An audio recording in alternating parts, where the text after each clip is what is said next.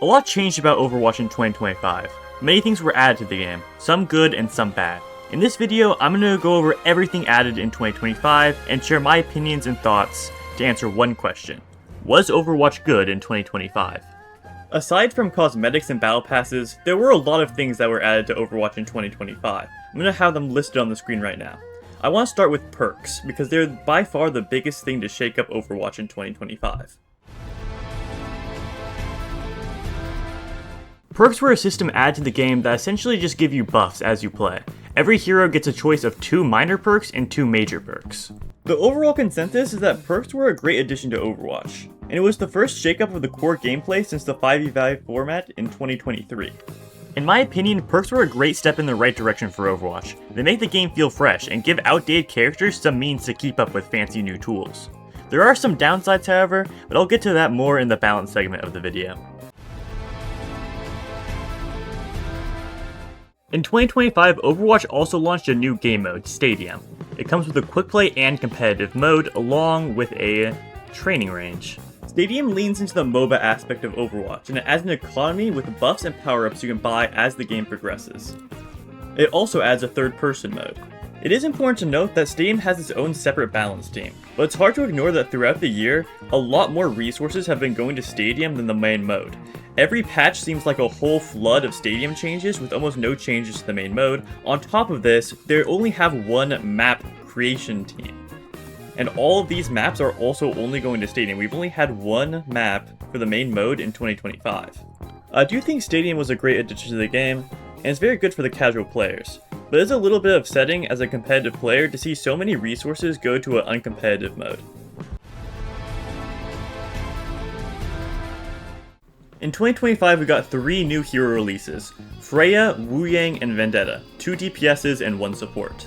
As upsetting as it is as a tank player to not get a hero this season, I do think all of these heroes were great additions to the game. All of them has unique and interesting kits, and none of them feel aimless like some of the other heroes did when they first launched.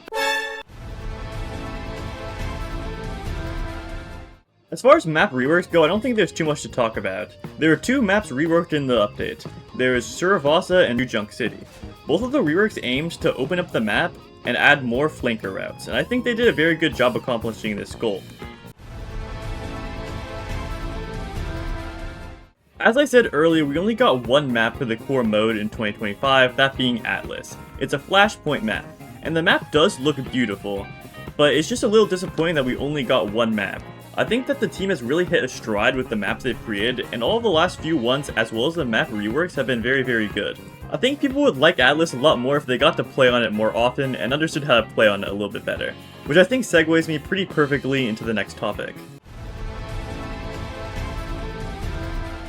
Map voting adds a system where players vote for one of 3 maps. It isn't majority vote. The game spins between every vote, and whichever it lands on will be the map for the game. I have mixed opinions on map voting. On one hand, it allows you to customize your experience. If you hate a map, you can just not vote for it. But what happens often is that people end up voting for the perceived better maps. And it really limits the variety of games, and that isn't necessarily good for a game like Overwatch, where games can already feel very similar. Overall, I don't think that map voting was a bad addition to the game, but I wish there was a little bit more variety. Hero bans allow for each team to ban 2 heroes, but only 2 heroes from each role can be banned. Hero bans are another thing that allow you to control your experience on Overwatch. If you don't like playing with or against a hero, you can just ban it. But this effectively kills the culture of one-tricking heroes in Overwatch, which is both good and bad. On one hand, nobody really likes to have a one-trick on their team, especially on maps where they aren't very good. But on the other hand, those same one-trick players just want to play their hero and have fun.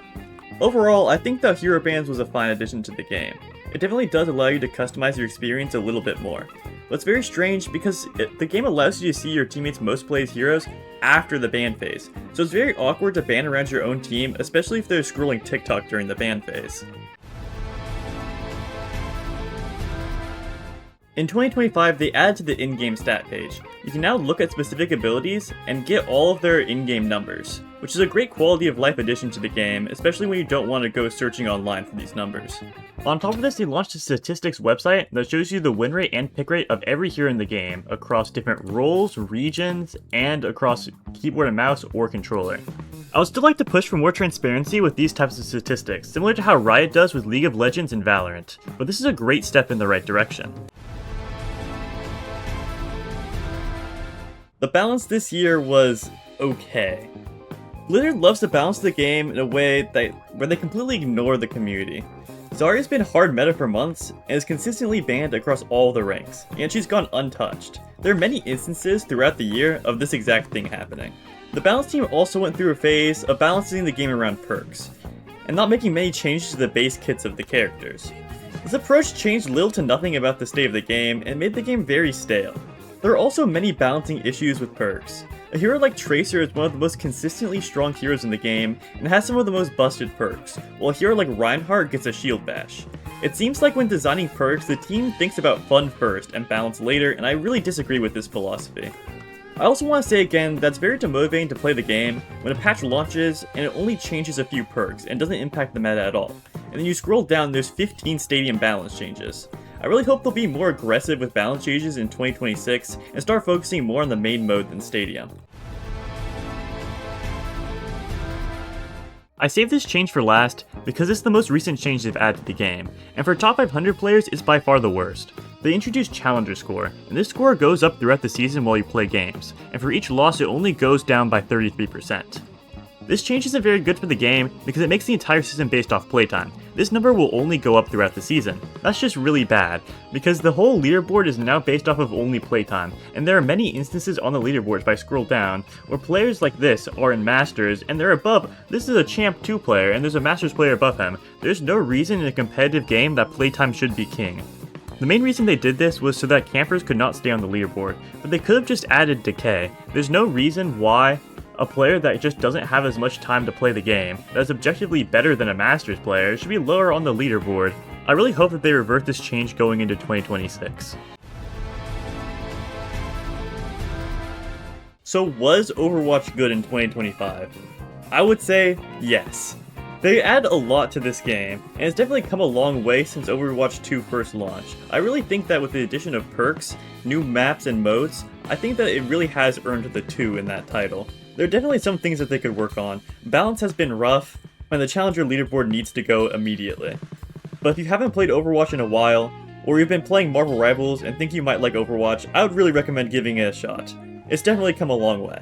If you watched all the way to the end, please consider subscribing. It helps out my channel a lot, and I'm trying to get to 100 subs before the end of the year.